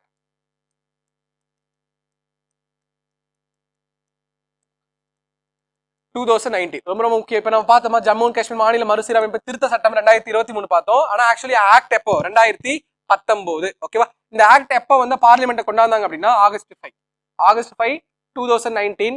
August 5 2019 கொண்டாந்து எப்ப நடைமுறைக்கு வந்துச்சுன்னு கேட்பாங்க, அக்டோபர் 31 2019. ஓகேவா, அக்டோபர் 31 2019 எப்ப நடைமுறைக்கு வந்துச்சு. ஓகே, இந்த சட்டம் என்ன சொல்லுது அப்படின்னா, ஜம்மு அண்ட் காஷ்மீர் மாநிலத்தை 2ஆ உடைக்குது. ஓகேவா, என்னன்னா ஜம்மு அண்ட் காஷ்மீர் யூனியன் டெரிட்டரியாவும் லடாக் யூனியன் டெரிட்டரியாவும் உடைக்குது. ஓகேவா, Jammu and Kashmir union territory, Ladakh union டெரிட்டரியா உடைக்குது. ஓகேவா, ஜம்மு அண்ட் காஷ்மீர் யூனியன் டெரிட்டரிக்கும் லடாக் யூனியன் டெரிட்டரிக்கும் என்ன வித்தியாசம் அப்படின்னா, Jammu and Kashmir union territory என்ன இருக்கும், வித் லெஜிஸ்லேச்சர், சட்டசபை இருக்கும். சட்டசபை இருக்கும். லடாக் யூனியன் டெரிட்டரி என்ன இருக்காது, வித்தவுட் லெஜிஸ்லேச்சர் சட்டசபை இருக்காது. ஓகே, சட்டசபை இருக்கும். எந்த மாதிரியான சட்டசபை இருக்குன்னு பாத்தீங்கன்னா பாண்டிச்சேரி மாடல்ல சட்டசபை இருக்கும். Under article 239A. ஓகேவா, ஆர்டிகல் 239A கீழே பாண்டிச்சேரி மாதிரியான புதுச்சேரி மாதிரியான சட்டசபை எங்க இருக்கும், ஜம்மு அண்ட் காஷ்மீர்ல இருக்கும். ஆனா இன்ன வரைக்கும் சட்டசபை இல்லை, ஏன்னா இன்னும் எலெக்ஷன் நடத்தல. லடாக்ல என்ன இருக்காது, சட்டசபை இருக்காது. ஓகே, அது வந்து இதை பேசுறது யாரு, Jammu and Kashmir state reorganisation act 2019. ஓகேவா, இது ஜஸ்ட் ஞாபகம் வச்சுக்கோங்க. இந்த சட்டத்தை என்ன பண்ணிருக்காங்க, சுப்ரீம் கோர்ட் என்ன சொல்லியிருக்கு அப்படின்னா ஆர்டிகல் 370 டைல்யூட் பண்ணது செல்லும். முக்கியமான விஷயம் 370 டைல்யூட் பண்ண செல்லும். அதை தாண்டி அது நம்மளுடைய Jammu and Kashmir state reorganisation act மூலமா ஜம்மு அண்ட் காஷ்மீர் யூனியன் பிரதேசமாவோ லடாக் யூனியன் பிரதேசமா மாத்தினது செல்லும். ஓகேவா, ஆனா ஒரு குறிப்பிட்ட தேதிக்குள்ள என்ன பண்ணணும், எலெக்ஷன் நடத்தணும்னு சொல்லியிருக்காங்க. செப்டம்பர் 30, 2030, 2024 இந்த வருஷம் 2024 கண்டிப்பா என்ன பண்ணி ஆகணும், எலெக்ஷனை கண்டக்ட் பண்ணியே ஆகணும் அப்படின்னு சொல்லிட்டு சுப்ரீம் கோர்ட் உத்தரவு கொடுத்திருக்காங்க. ஓகேவா, அதுதான் முக்கியமான விஷயம். ஓகே, நான் சொன்ன விஷயம் தான் அதுல இருக்கு. அடுத்து ரொம்ப ரொம்ப முக்கியமானது தலைமை தேர்தல் ஆணையர்கள் நியமனம் தொடர்பான இஷ்யூ. ஓகேவா, என்ன இஷ்யூ அப்படின்னா அதுக்காக ஒரு கேஸ் நடக்குது. என்ன கேஸ்னா சுப்ரீம் கோர்ட்ல ஒரு கேஸ் வருது. என்ன கேஸ்னா அருண் கோயல் சொல்லிட்டு இப்போ ஒரு எலெக்ஷன் கமிஷனர் இருக்கார். ஓகே, யாரு, அருண் கோயல். அருண் கோயல் ஒரு ஐஏஎஸ் ஆஃபீஸர். லாஸ்ட் வருஷம் அவர் ஐஏஎஸ் ஆஃபீஸரா இருந்து இன்னைக்கு ரிசைன் பண்றார். நாளை மறுநாள் அவர் காலை என்ன அப்பாயின்மெண்ட் பண்ண பண்றாருன்னா எலெக்ஷன் கமிஷன் ஆஃப் இந்தியாவை அப்பாயின்ட் பண்றாரு. அதாவது தலைமை தேர்தல் ஆணையரா இல்ல, தலைமை தேர்தல் ஆணையர் கூட 2 பேர் இருப்பாங்க. 1+2 தானே, அது 2 பேர்ல ஒருத்தரா யார் நியமனம் பண்றார், ஐஏஎஸ் ஆஃபீஸரா இன்னைக்கு ஈவினிங் ரிசைன் பண்ணி நாளைக்கு காலையில என்ன பண்ணிக்கிறார், எலெக்ஷன் கமிஷன் ஆஃப் இந்தியாவை பதவி ஏத்துக்கிறார். அதை எதிர்த்து என்ன பண்றாங்கன்னா உச்சநீதிமன்றத்துல வழக்கு தொடுக்கப்படுது. ஏன்னா அவர் மத்திய அரசு சார்பா செயல்படலாம், ஒரு நேர்மையா. ஏன்னா நம்மளுடைய தேர்தல் ஆணையம் என்ன அமைப்பு, நம்மளோட சுதந்திரமான அமைப்பா. அந்த தேர்தல் ஆணையம் மத்திய அரசோட சார்பா செயல்படும் போது ஆர்டிகல் 324 to 329A. ஓகேவா, இதுதான் என்ன எதை பேசுது, நம்மளுடைய இதை பத்தி, நம்மளுடைய தேர்தல் ஆணையத்தை பத்தி பேசுது. பார்ட் 15 ஆஃப் இந்தியன் கான்ஸ்டிடியூஷன் 324 இருந்து 329A வரைக்கும் எலெக்ஷன் கமிஷனை பத்தி பேசுது. எலெக்ஷன் கமிஷன் சுதந்திரமா செயல்படணும். அப்ப சுதந்திரமா செயல்படும் போது தேர்தல் ஆணையர்களும் எப்படி செயல்படணும், சுதந்திரமா செயல்படணும். ஆனா தேர்தல் ஆணையரை யார் நியமனம் செய்யறா, மத்திய அரசாங்கம் நியமனம் செய்யப்படுறாங்க. அதுல பெரிய கொஸ்டின் மார்க் இருக்குங்கிறத எதிர்த்து என்ன பண்றாங்கன்னா கேஸ் போடுறாங்க. அந்த கேஸ்ல சுப்ரீம் கோர்ட் என்ன ஜட்மெண்ட் கொடுக்குறாங்க அப்படின்னா நம்மளுடைய மத்திய அரசு இதுக்கப்புறம் தேர்தல் ஆணையர்களை எப்படி நியமனம் செய்யணும் அப்படின்னா, ஓகே இது கிடையாது, இது ஜஸ்ட் ஞாபகம் வச்சுக்கோங்க. சுப்ரீம் கோர்ட்டோட ஜட்மெண்ட் என்ன அப்படின்னா உச்சநீதிமன்றத்தோட தீர்ப்பு என்னன்னா இதுக்கப்புறம் சுப்ரீம் கோர்ட் தீர்ப்பு என்ன சொல்லியிருக்குன்னா 3 பேர் கொண்ட கமிட்டி. ஓகேவா, 3 மெம்பர் கமிட்டி. யார் யாரெல்லாம் இருப்பாங்க அப்படின்னா நம்மளுடைய பிரைம் மினிஸ்டர், அப்போசிஷன் லீடர் 1, 2, அடுத்து opposition leader from largest party, third வந்து சுப்ரீம் கோர்ட்டோட சீஃப் ஜஸ்டிஸ். இந்த 3 பேர் அடங்கிய குழு தான் இதுக்கப்புறம் யாரை நியமனம் செய்யணும், நம்மளுடைய மத்திய தேர்தல் ஆணையர்களை நியமனம் செய்யணும்னு சொல்லிட்டு உச்சநீதிமன்றம் தன்னோட தீர்ப்புல கொடுத்துச்சு. ஆனா மத்திய அரசாங்கம் அதை ஏற்காம மத்திய அரசாங்கம் கடந்த ஒரு சிறப்பு கூட்டத்தொடர்ல என்ன பண்றாங்க அப்படின்னா ஒரு பில்லை கொண்டாடுறாங்க. அந்த பில் என்ன சொல்லுதுன்னா இதுக்கப்புறம் நம்மளுடைய மத்திய தலைமை தேர்தல் ஆணையர் உட்பட, அது மத்திய தலைமை தேர்தல் ஆணையர் மற்றும் பிற தேர்தல் ஆணையர்கள் இதுக்கப்புறம் மத்திய அரசால தான் நியமனம் செய்யப்படுவாங்க. ஆனா மத்திய அரசாங்கம் அதுக்கான கமிட்டியை மறுகட்டமை செஞ்சிருக்கு. என்னன்னா அதுக்கு ஒரு கமிட்டி உருவாக்கி இருக்கு. என்ன கமிட்டினா நம்மளோட உச்சநீதிமன்றம் என்ன சொல்லுச்சு, யார் யார் இருக்கணும், prime minister, opposition leader, supreme கோர்ட்டோட சீஃப் ஜஸ்டிஸ் இருக்குன்னு சொல்லிருச்சு. ஆனா அந்த பில்லுல மத்திய அரசாங்கம் கொண்ட பில்லு யார் யார் இருப்பாங்கன்னா பிரைம் மினிஸ்டர் இருப்பார், கேபினட் மினிஸ்டர் இருப்பார், அப்போசிஷன் லீடர் இருப்பார். யார் இருக்க மாட்டா, சுப்ரீம் கோர்ட் இருக்க மாட்டாங்க. உச்சநீதிமன்றம் இதுல இருக்காதுன்னு சொல்லிட்டு மத்திய அரசாங்கம் கொண்டு வந்த பில்லுல சொல்லியிருக்கு. அதாவது உச்சநீதிமன்ற தீர்ப்புக்கு மாற்றா நம்மளோட மத்திய அரசாங்கம் இந்த மாதிரியான விஷயங்களை பண்ணியிருக்காங்க. அதுதான் இதுல சொல்லியிருக்கு. ஓகேவா, மத்திய அரசாங்கம் இதுக்கப்புறம் எலெக்ஷன் கமிஷனர்ஸும் நம்மளுடைய தலைமை தேர்தல் ஆணையர் யாரால் நியமனம் செய்யப்படுவாங்க, ஒரு தேர்தல் குழுவால் நியமனம் செய்யப்படுவாங்க. அந்த தேர்தல் குழுவில் யார் இருக்க மாட்டா, உச்சநீதிமன்ற தீர்ப்புப்படி உச்சநீதிமன்ற நீதிபதி இல்லாம எதிர்கட்சி தலைவர், பிரைம் மினிஸ்டர், இன்னொருத்தர் யாரு, கேபினட் மினிஸ்டர் ஒருத்தர் இருப்பார். அதுதான் இந்த பில்லுல சொன்னது. ஓகே, இதுக்காக பில்லு கொண்டாந்துருக்காங்க. அந்த பில்லுக்கான இது பாத்தீங்கன்னா ராஜ்யசபால அமெண்ட்மெண்ட் ஆயிருக்கும். அந்த பில் இங்க போட்டுருக்கு பாருங்க. தேர்தல் ஆணையர் மற்றும் நிபந்தனைகள் சட்டம் 1991 அமெண்ட்மெண்ட் பண்ணிருக்கு. ஓகே, 1991 அமெண்ட்மெண்ட் பண்ணி என்ன பண்ணிருக்காங்க, இந்த மாதிரியான விஷயங்களை சேர்த்திருக்காங்க. ஓகே, அந்த தேர்வு குழு இதுதான், prime minister, cabinet minister and opposition leader. இப்பதான் இனிமேல் இந்த 3 பேர் சேர்ந்து தான் நம்ம இந்தியாவில எலெக்ஷன் கமிஷனரையும் சீஃப் எலெக்ஷன் கமிஷனரையும் நியமனம் பண்ணுவாங்க. ஓகே,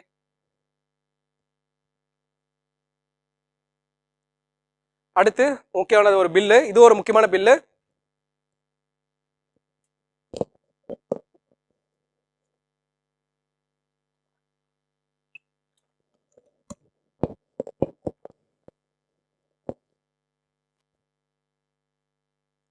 இந்த பில் எதுக்காக அப்படின்னா நம்மளுக்கு அந்த பில்லுக்கு தெரியறதுக்கு முன்னாடி நமக்கு என்ன தெரியணும் அப்படின்னா 106th கான்ஸ்டிடியூஷனல் அமெண்ட்மெண்ட் ஆக்ட் பத்தி தெரியணும். 106th கான்ஸ்டிடியூஷனல் அமெண்ட்மெண்ட் ஆக்ட் 2023 2023 106வது அரசியலமைப்பு திருத்த சட்டம் 2023 என்ன சொல்லுதுன்னா பெண்களுக்கு ஓகே உமன்ஸ்க்கு பெண்களுக்கு லோக்சபாலையும் மாநில சட்டப்பேரவை ஸ்டேட் லெஜிஸ்லேட்டிவ் அசம்பிளிலையும் ஓகேவா பெண்களுக்கு லோக்சபாலையும் பார்லிமெண்ட்ல கிடையாது, அது ஜஸ்ட் ஞாபகம் வச்சுக்கோங்க, பார்லிமெண்ட்ல கிடையாது, லோக்சபாலையும் மாநில சட்டப்பேரவைகள்லையும் பெண்களுக்கு எவ்வளவு இடஒதுக்கீடு 33% இடஒதுக்கீடு கொடுக்கிற ஒரு திருத்தம் தான் என்னது 106வது அரசியலமைப்பு சட்ட திருத்தம் 2023. இந்த 106வது அரசியலமைப்பு சட்ட திருத்தம் என்ன சொல்லுது அப்படின்னா பெண்களுக்கு இடஒதுக்கீடு கொடுக்கறத பத்தி பேசுது. இந்த இதுக்கான பில் பேரு இது வந்து ஆக்டா மாறிடுச்சு. இதுக்கான பில் எத்தனாவது பில் அப்படின்னா 128வது அரசியலமைப்பு திருத்த மசோதா 2023 ஓகேவா 2023 128வது பில்லு தான் ஆக்டா மாறும். அப்ப பில் எத்தனாவது பில்லு 128வது பில். இதுவும் கொஸ்டின் கேட்கலாம். 128வது அரசியலமைப்பு திருத்த மசோதா எதை பத்தினது கேட்டேன்னா பெண்களுக்கான இடஒதுக்கீடு பத்தினது. இந்த பில் என்ன சொல்றாங்க அப்படின்னா நாரி சக்தி வந்தன் அதிநியம் அப்படின்னு சொல்லிட்டு சொல்றாங்க. ஓகே நாரி சக்தி வந்தன் அதிநியம் அப்படின்னு சொல்லிட்டு இந்த 128th கான்ஸ்டிடியூஷனல் அமெண்ட்மெண்ட் பில்ல சொல்றாங்க. ஓகேவா அது ஆக்டா மாறிடுச்சு. இந்த ஆக்ட் மூலமா என்ன கிடைக்குது பெண்களுக்கு 33% இடஒதுக்கீடு. இப்போ உடனே நடைமுறைக்கு வருமானு கேட்டா வராது. மக்கள் தொகை கணக்கெடுப்பு பண்ணி நம்மளோட லோக்சபா ராஜ்யசபா நம்மளோட லோக்சபா இடங்களை மறுசீரமைப்பு செஞ்சதுக்கு அப்புறம் தானே வரும் இந்த சட்டம் வந்து நடைமுறைக்கு வரும். ஓகேவா அது எதுக்காக அப்படின்னா இதை யாருக்கு எக்ஸ்டெண்ட் பண்றோம் பாண்டிச்சேரிக்கு எக்ஸ்டெண்ட் பண்றோம், ஜம்மு அண்ட் காஷ்மீருக்கும் புதுச்சேரிக்கும் எக்ஸ்டெண்ட் பண்றதுக்காக ஒரு பில்லு கொண்டு வந்திருக்காங்க. அது ஜஸ்ட் நியூஸ்ல வந்திருக்கு. ஓகே நம்மளுக்கு தெரிய வேண்டியது இந்த பேக்ரவுண்ட் தான் 106th கான்ஸ்டிடியூஷனல் அமெண்ட்மெண்ட் ஆக்ட் தான். ஓகே அடுத்து ஒரு முக்கியமான ஒரு போர்க்கப்பல் ஐஎன்எஸ் இம்பால். ஓகே ஐஎன்எஸ் இம்பால்ங்கிறது எதோட தலைநகர் மணிப்பூரோட தலைநகர். இம்பால்ங்கிறது மணிப்பூரோட தலைநகர். ஓகே அந்த ஐஎன்எஸ் இம்பால் அது மாதிரி ஐஎன்எஸ் சென்னை ஐஎன்எஸ் காவேரி அந்த மாதிரி நிறைய கப்பல் இருக்கு. ஐஎன்எஸ்னா என்னன்னா இந்தியன் நேவல் ஷிப். ஓகே ஐஎன்எஸ்னா என்ன இந்தியன் நேவல் ஷிப். ஓகே ஐஎன்எஸ்னா Indian naval ship. Okay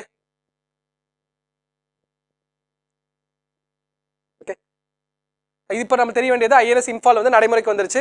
okay எப்போ எந்த ப்ராஜெக்ட் கீழே ப்ராஜெக்ட் 15B கீழே. ஓகே ப்ராஜெக்ட் 15 கீழே நம்ம 4 போர்க்கப்பல் இது ஒரு போர்க்கப்பல். ஓகே 4 போர்க்கப்பல் உருவாக்கி இருக்காங்க. 4 போர்க்கப்பல் இது 1 போர்க்கப்பல் ரொம்ப முக்கியமானது ஐஎன்எஸ் இம்பால். ஓகே கொஸ்டின் எப்படி கேட்கலாம்னா சமீபத்தில் எந்த போர்க்கப்பல் நடைமுறைக்கு வந்துச்சு எந்த போர்க்கப்பல் செயல்பாடு தொடங்கிச்சுன்னு கேட்டாங்கன்னா ஐஎன்எஸ் இம்பால் அதுதான் நம்மளுக்கு தெரியும். ஓகே அடுத்து பார்க்க போறது மாநிலங்களுக்கான வரி பகிர்வு ரொம்ப முக்கியமானது. மத்திய அரசு தன்னுடைய வரி பகிர்வை யாருக்கு கொடுக்கணும் மாநிலங்களுக்கு ஆண்டுதோறும் கொடுக்கணும். அது யாரோட ரெக்கமெண்டேஷன் அடிப்படையிலனா நிதிக்குழுவோட ரெக்கமெண்டேஷன் அடிப்படையில் ஃபினான்ஸ் கமிஷனோட ரெக்கமெண்டேஷன் அடிப்படையில். ஓகேவா நிதிக்குழு அடிப்படையில நம்மளுடைய வரி பகிர்வை யார் செய்யணும் மத்திய அரசாங்கம் செய்யணும். நிதிக்குழு என்ன பண்ணணும்னா எந்த ஆர்டிகிள் கீழே அமைக்கப்படுதுன்னா விதி 280 ஆர்டிகிள் 280 கீழே அமைக்கப்பட்ட ஒரு முக்கியமான ஆணையம் தான் இது நிதிக்குழு. நிதிக்குழு தன்னோட அறிக்கையை சமர்ப்பிக்குது. நிதிக்குழுக்கான அறிக்கையை பத்தி பேசுறது ஆர்டிகிள் 281. ஓகேவா இது வரைக்கும் 15 நிதிக்குழுக்கள் தன்னுடைய அறிக்கையை கொடுத்திருக்கு. இப்ப 16வது நிதிக்குழு ஜனவரி மாசம் அமைச்சிருக்காங்க. நம்ம கரண்ட் அஃபேர்ல பார்ப்போம். 16வது நிதிக்குழு யாரோட தலைமையிலனா அரவிந்த் பனகாரியா அவரோட தலைமையில.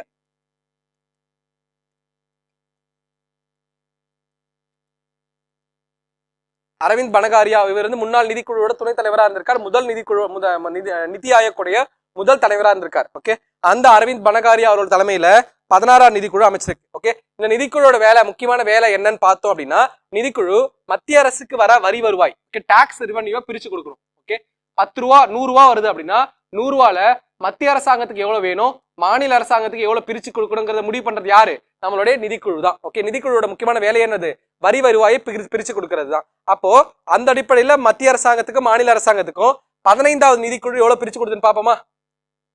ஓகே 15வது நிதிக்குழுவுடைய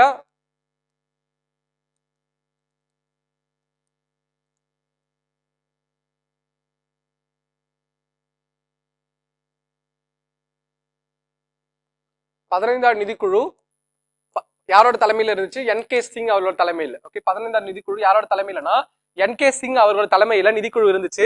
இந்த 15வது நிதிக்குழு என்ன ரெக்கமெண்டேஷன் கொடுக்குறாங்கன்னா ஒரு 100 ரூபாய் மத்திய அரசுக்கு வரி வருவாயா வருது அப்படின்னா அதுல 41 ரூபாய் மாநிலங்களுக்கும் மீதி 59 ரூபாய் மத்திய அரசும் எடுத்துக்கலாம்னு சொல்லிட்டு ரெக்கமெண்டேஷன் பண்ணிச்சு. அதாவது மொத்த வருவாயில 41% அமௌண்ட் யாருக்கு ஒதுக்க சொல்லுச்சு மாநில அரசுகளுக்கு ஒதுக்க சொல்லிச்சு.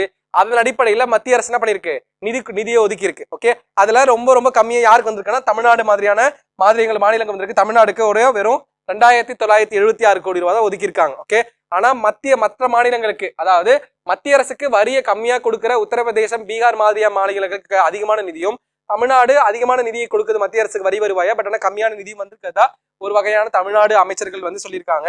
பட் ஆனா நம்மளுக்கு தெரிய வேண்டியது என்னன்னா, தமிழ்நாடுக்கு எவ்வளவு நிதி வந்திருக்கு, மத்திய அரசோட வரி வருவாயா 2976 கோடி. ஆனா உத்தரப்பிரதேசத்துக்கு 13,000 சொச்ச கோடி, பீகாருக்கு 7,338 கோடிங்கிற மாதிரி அலோகேட் பண்ணி கொடுத்துருக்காங்க. ஓகே, அடுத்து ரொம்ப ரொம்ப முக்கியமானது, இந்தியாவோட முதல் ஏஐ நகரம், ஆர்டிபிஷியல் இன்டெலிஜென்ஸ் நகரமா உத்தரப்பிரதேசல இருக்க லக்னோவை அனௌன்ஸ் பண்ணிருக்காங்க. ஓகே, லக்னோவை என்ன பண்ணிருக்காங்க, இந்தியாவோட ஃபர்ஸ்ட் ஆர்டிபிஷியல் இன்டெலிஜென்ஸ் சிட்டியா யார் அனௌன்ஸ் பண்ணிருக்காங்க, யூபி கவர்மெண்ட் அனௌன்ஸ் பண்ணிருக்காங்க. அதுல இருக்க எல்லா விஷயங்களுமே, கவர்மெண்ட் ப்ரொவைட் பண்ற எல்லா விஷயத்திலயுமே என்ன டெக்னாலஜி இது பண்ண போறோம், ஆர்டிபிஷியல் இன்டெலிஜென்ஸ் புகுத போறோம். ஓகேவா, ஆர்டிபிஷியல் இன்டெலிஜென்ஸ் பத்தி பார்க்கும்போது who is the father of artificial intelligence, யாரு கண்டுபிடிச்சது முதல் முறையா அப்படின்னா ஜான் மெக்கர்த்தி. ஓகே, அதை நோட் பண்ணி வச்சுக்கோங்க. John McCarthy the father of artificial intelligence. 1980s 1980களில் முதல் முறையா செயற்கை தொழில்நுட்பத்தின் செயற்கை நுண்ணறிவின் அடிப்படையில கணினிகளும் மனிதர்கள் போலி சிந்திக்க முடியுங்கிற மாதிரியான கான்செப்ட் கொண்டாடுறார். நம்ம ஸ்கூல் புக்லயே இருக்க செயற்கை நுண்ணறிவு அடிப்படையில் அந்த கேரி கேஸ்ப்ரோ, அந்த டீப் ப்ளூங்கிற கம்ப்யூட்டர் என்ன பண்ணிருக்கோம், அப்ப டாப் செஸ்மேனா இருந்த கேரி கேஸ்ப்ரோ வந்து தோக்கடிச்சிருங்கிற மாதிரி நம்ம ஸ்கூல் புக்ல பார்ப்போம். அதுக்கு முன்னாடி என்ன பண்ணிருக்கா, ஜான் மெக்கர்த்தி இந்த ஏஐ கான்செப்டை இன்ட்ரோடியூஸ் பண்ணிருப்பார். ஓகேவா, அந்த மாதிரி அந்த ஏஐ தொழில்நுட்பத்தின் அடிப்படையில முதல்ல ஒரு சிட்டியே என்ன பண்றோம், ஆர்டிபிஷியல் இன்டெலிஜென்ஸ் தொழில்நுட்பத்தின் அடிப்படையில் வடிவமைக்க போறோம். எந்த சிட்டினா லக்னோ. ஓகே, லக்னோ உத்தரப்பிரதேசல இருக்கு. ஓகே, அடுத்து சர்வதேச அளவுல நடப்பு நிகழ்வு பார்க்க போறோம். நான் தமிழ்நாடு சார்ந்து பார்த்தாச்சு, தேசிய அளவில் முக்கியமான நடப்பு நிகழ்வு பார்த்தாச்சு. நம்ம இதுக்கப்புறம் பார்க்க போறது இன்டர்நேஷனல் லெவலில் இருக்க முக்கியமான நடப்பு நிகழ்வுகள். முக்கியமான முதல் நிகழ்வு என்னன்னா, வேர்ல்டுலயே ரொம்ப பவர்ஃபுல்லான உமன்ஸ் யார் வெளியிடுற பத்திரிகை, ஃபோர்ப்ஸ் பத்தி வெளியிட்ட பத்திரிகையில நம்ம இந்தியாவில இருந்து ஒரு பெண்மணி இடம்பெற்றிருக்காங்க. நம்ம தற்போதைய மத்திய நிதியமைச்சரா இருக்க நிர்மலா சீதாராமன் அந்த பட்டியல இடம்பெற்றிருக்காங்க. ஓகே, அது ரொம்ப ரொம்ப முக்கியம். மத்திய நிர்மலா சீதாராமன், அதை தாண்டி யாரு இருக்காங்கன்னா HCLோட கார்பரேஷனோட சேர்பர்சன் ரோஷினி நாடார், அப்புறம் Roshni Nadar Malhotra, steel authority of இந்தியாவுடைய chairperson Soma Mondal, Biocon executive chairperson Kiran Mazumdar.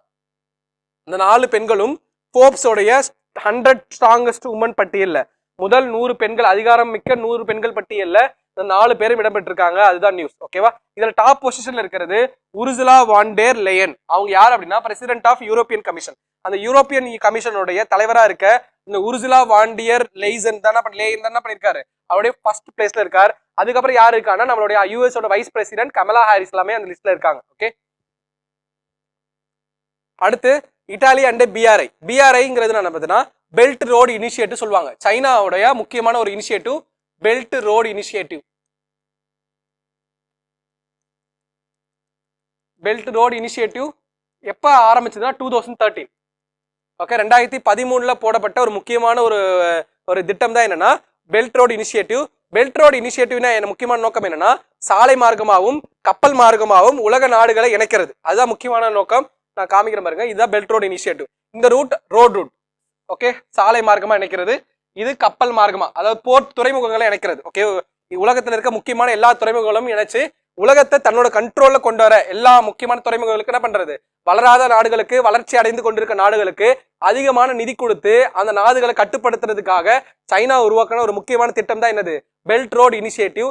இந்த பெல்ட் ரோடு இனிஷியேட்டிவ் வந்து யார் லெஃப்ட் ஆயிட்டா அப்படின்னா இட்டலி லெஃப்ட் ஆயிட்டாங்க. ஓகே, இட்டாலி என்ன பண்ணிட்டாங்கன்னா அந்த பெல்ட் ரோடு இனிஷியேட்டிவ் 2023ல இருந்து லெஃப்ட் ஆயிட்டதா அனௌன்ஸ் பண்ணிருக்காங்க. ஏன்னா இந்தியாவுடைய ஒரு முக்கியமான திட்டங்களை இணைறதுக்காக இந்த பெல்ட் ரோடு இனிஷியேட்டிவ்ல இருந்து இட்டாலி என்ன பண்றாங்க, லெஃப்ட் ஆகிறதா அனௌன்ஸ் பண்ணிருக்காங்க. அது நியூஸ்ல வந்துச்சு. ஓகே, நம்மளுக்கு தெரிய வேண்டியது பெல்ட் ரோடு இனிஷியேட்டிவ் எப்ப ஸ்டார்ட் ஆச்சு, 2013. சமீபத்துல எந்த நாடு அதுல இருந்து வெளியே வந்துச்சுன்னு கேட்டாங்கன்னா அது இட்டாலி. ஓகேவா, ஓகே, அடுத்து எகிப்தோட புதிய அதிபரா யார் இது பண்ணிருக்காங்கன்னா அப்துல் பஸ்ஸா Fatah al Sisi. Okay, Abdul பஸ்ஸா அல் சிசி நம்ம எகிப்தோடைய புதிய அதிபரா தேர்ந்தெடுக்கப்பட்டிருக்கார். 2014 கடைசியா தேர்ந்தெடுக்கப்பட்டார். அதுக்கப்புறம் வேற ஒருத்தர் பிரைம் மினிஸ்டர் பிரசிடென்டா வந்திருப்பார். இப்ப திரும்ப 2018ல 97% வாக்குகளோட செகண்ட் டைம் இருக்காரு, எலெக்டரா இருக்கார். யாரு, அப்துல் பஸ்ஸா ஃபத்தா அல் சிசி. அவர் தான் வந்து தேர்ட் டைமா என்ன பண்ணிருக்காரு, நம்மளுடைய எகிப்தோடைய பிரசிடென்டா வந்திருக்காரு. எகிப்து முக்கியமா இப்ப பாலஸ்தீன் இஸ்ரேல் போர்ல முக்கியமான பங்கு வகிப்பு யாருன்னா ஈகிப்து தான், எஜிப்து. ஓகே, எஜிப்து ஒரு முஸ்லீம் கண்ட்ரி, ரொம்ப ரொம்ப முக்கியமான ஒரு நாடு எஜிப்து. எஜிப்து கண்ட்ரோல் பண்ற ஒரு முக்கியமான விஷயம் என்னன்னு, ஒரு கால்வாய் இருக்கு, அந்த கால்வாய் என்னன்னு கமெண்ட் பண்ணுங்க. ஓகே, அந்த கால்வாய் எப்ப நேஷனலைஸ் பண்ணும் அப்படின்னு கமெண்ட் பண்ணுங்க. ஓகே, தேசியமயமாக்குறது எப்போ அப்படின்னு கமெண்ட் பண்ணுங்க.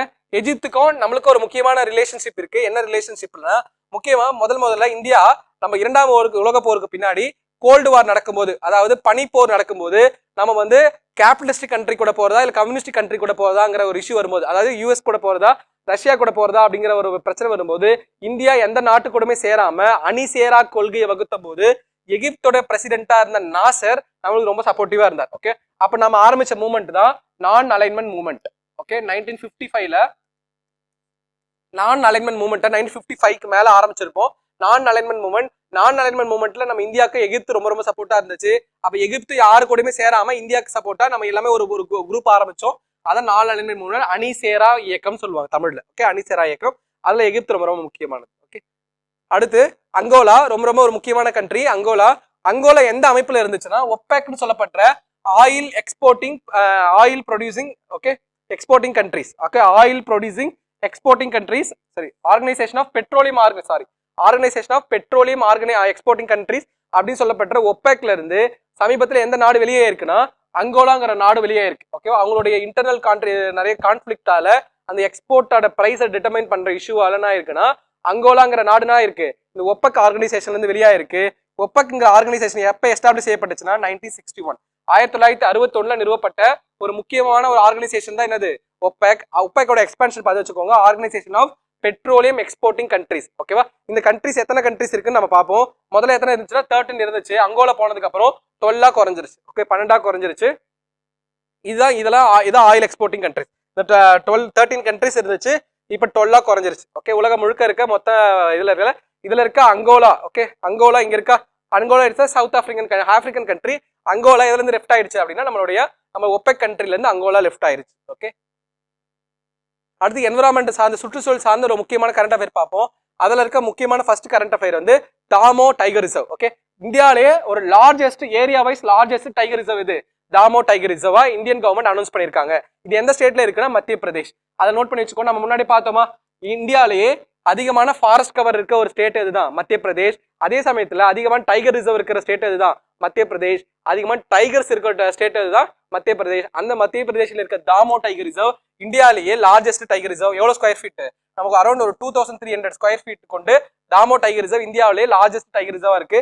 அதுல முக்கியமான ரெண்டு வைல்ட் லைஃப் சாங்சுரி மர்ஜ் பண்ணிட்டு இந்தியாவிலேயே லார்ஜஸ்ட் டைகர் ரிசர்வ் எதை மாத்திருக்கோம், நம்ம தாமோ டைகர் ரிசர்வ் மாத்திருக்கோம். ஓகே, அடுத்து ரொம்ப வந்து மியாவாக்கி பிளான்டேஷன்.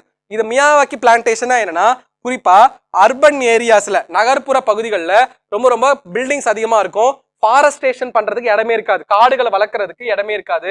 அப்போ எங்கெங்கெல்லாம் கொஞ்சம் கொஞ்சமா இடம் இருக்கோ அந்த இடத்துல அதிகமான காடுகளை, நெருக்கமான இடத்துல அதிகமான ஃபாரஸ்டேஷன் பண்றது பேரு இந்த மியாவாக்கி முறை. ஓகே, இதை பத்தி குரூப் 2 மெயின்ஸ்ல குரூப் 1 மெயின்ஸ்ல கொஸ்டின் கேட்டிருக்காங்க ஆல்ரெடி.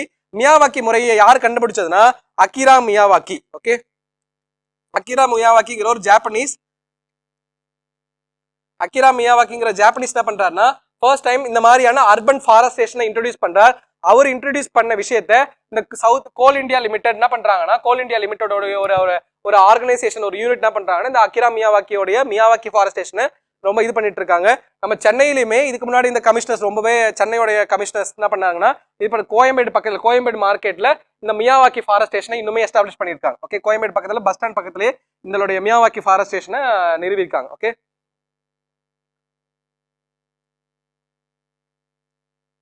ஓகே, இதா போட்டு it was named after the Japanese botany Akira Miyawaki. ஓகேவா, இது எதுக்காக அப்படின்னா it was involve planting 2 to 4 difference type of indigenous trees within every square metre. சின்ன சின்ன இடத்துல என்ன பண்றது, அதிகமான மரங்களை நடுற ஒரு முக்கியமான ஒரு முறை தான். the tree becomes self sustaining and don't require regular manure and watering. they grow and full 10 within 3 years. 3 வருஷத்துக்குள்ள என்ன பண்றோம், பெரிய மரங்களா வளர்ந்துரும், அடர்த்தியான மரங்களா இருக்கும். அந்த குறிப்பிட்ட இடத்துல சின்ன இடத்துல அடர் காடுகளா இருக்கும். ஓகே, டென்ஸ் ஃபாரஸ்டா இருக்கும். அடுத்து ரொம்ப ரொம்ப முக்கியமான ஒரு submit United Nations framework on convention on climate change. Okay, combat climate change ரொம்ப ரொம்ப முக்கியமானது. United Nations climate change conference. Okay, UNFCC. Okay, இது எத்தனாவது மாநாடுன்னு கேட்பாங்க. 28வது மாநாடு. சிஓபினா என்னன்னா கான்ஃபரன்ஸ் ஆஃப் பார்ட்டிஸ். எத்தனை நாடுகள்லாம் உறுப்பு நாடுகளா இருக்கோ அந்த நாடுகள்லாம் சேர்ந்து என்ன பண்றது, இதுல இது பண்றது. முதல் முறையா 1992 இருந்து இந்த மாநாடு ஆரம்பிக்குது. 92 என்ன பண்றாங்க, கிளைமேட் சேஞ்சுக்காக, காலநிலை மாற்றத்தை எதிர்த்து போராடணுங்கிறதுக்காக நிறைய உலக நாடுகள் தலைவர்லாம் கூடுறாங்க. அந்த வகையில இது 28வது மாநாடு. எங்க நடந்துன்னு கேட்பாங்க, யுஏஇல துபாயில நடந்துச்சு. துபாயில நடந்த ஒரு முக்கியமான மாநாடு. ஓகே, நம்ம பிரைம் மினிஸ்டர் ஆஃப் இந்தியா போய் கலந்துகிட்டார். முக்கியமான நிறைய விஷயத்தை பத்தி பேசியிருக்காங்க.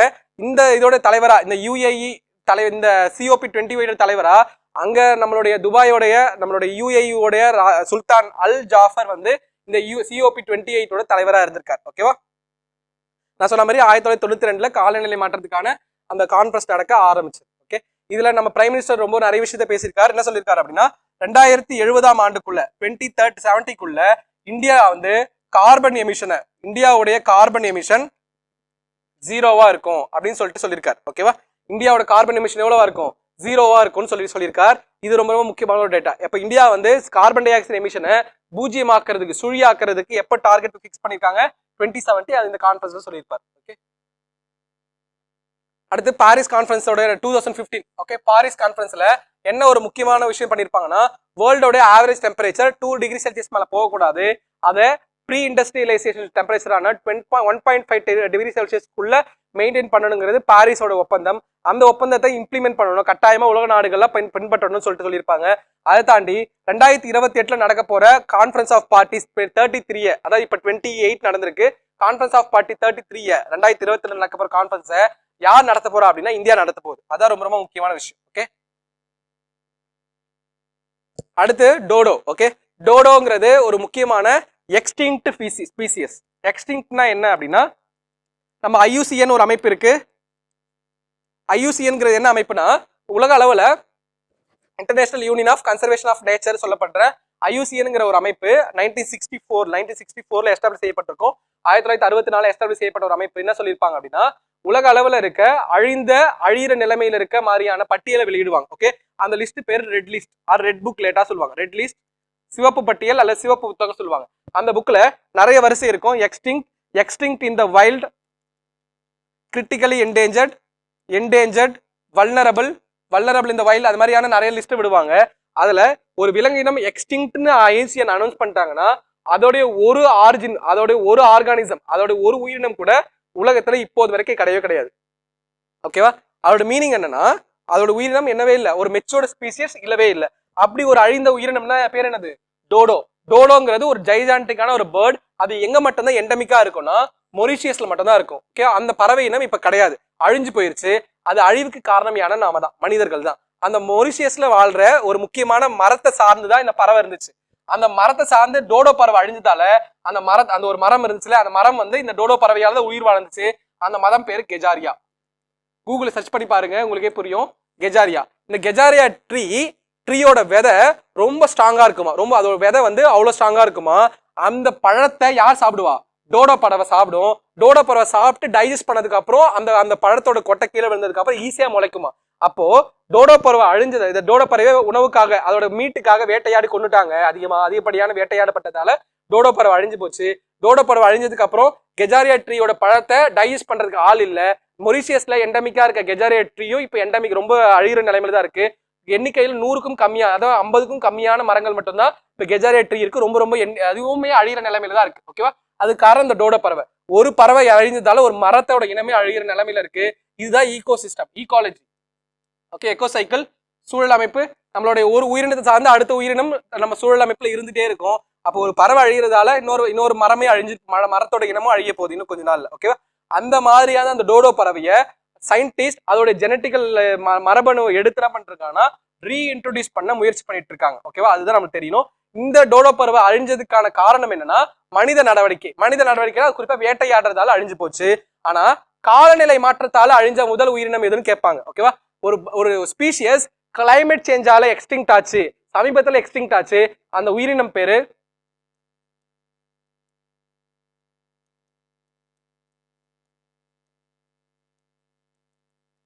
என்னது, பிராம்பில் கே மெலோமிஸ். நீங்க இந்த பேரை பார்த்த உடனே வேற ஏதோ பெரிய ஒரு உயிரினம் நினைப்பீங்க.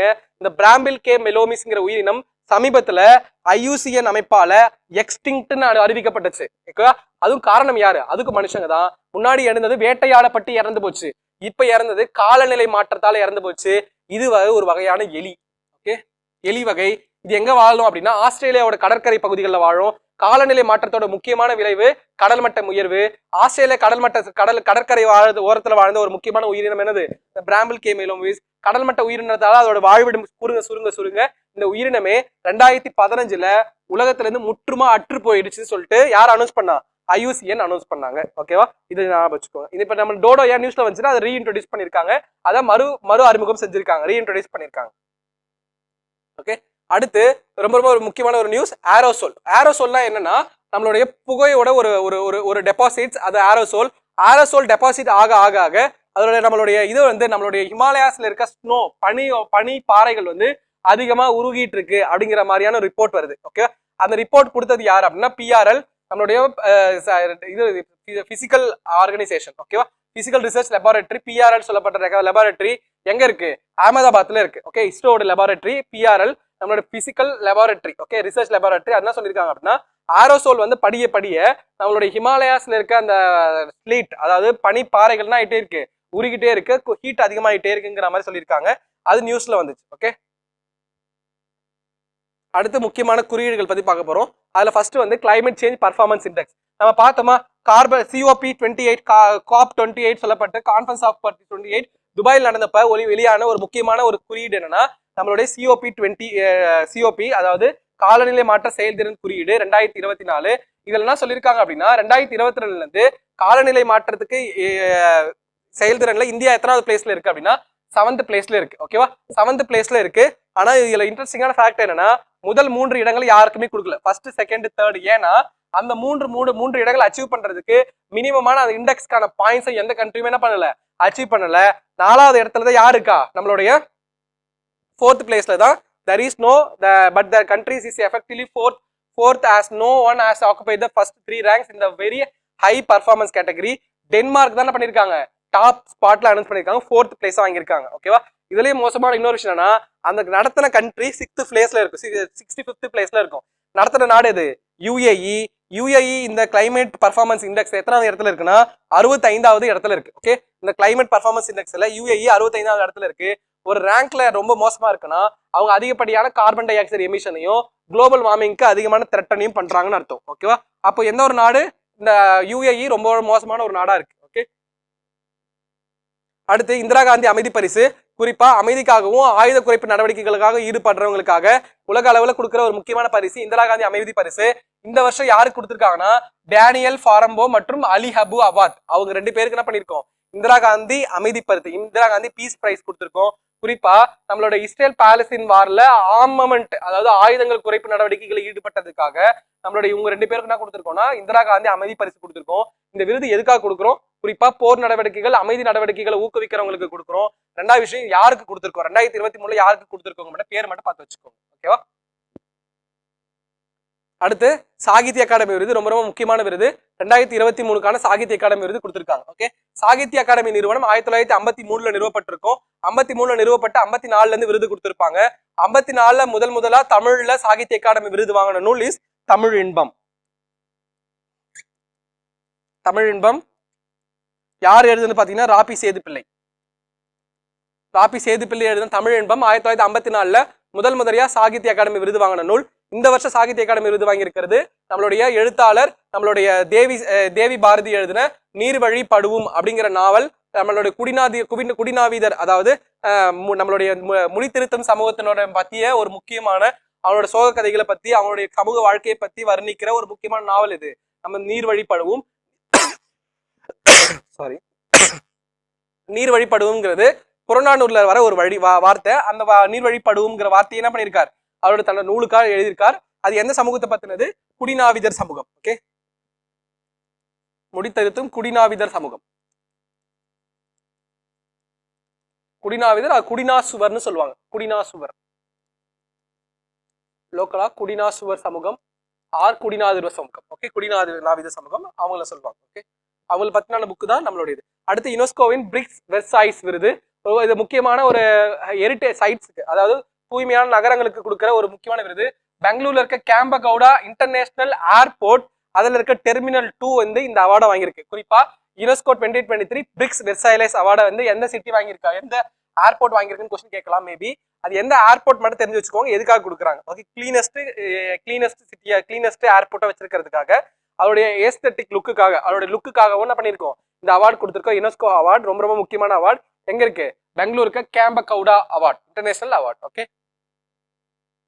Okay, thank you. இது வரைக்கும் நம்மளுடைய ஜான்வரி மந்த்துக்கான கரண்ட் அஃபேர், டிசம்பர் மந்த்துக்கான கரண்ட் அஃபேர் இதோட முடியுது. நம்ம நெக்ஸ்ட் கிளாஸ்ல டோட்டலா 2023 ஜூன் மந்த்ல இருந்து டிசம்பர் மந்த் வரைக்கும் இருக்க நடப்பு நிகழ்வுல ஒரு ரிவிஷன் கிளாஸஸா நம்ம நெக்ஸ்ட் கிளாஸ்ல பார்ப்போம். Thank you so much. நன்றி.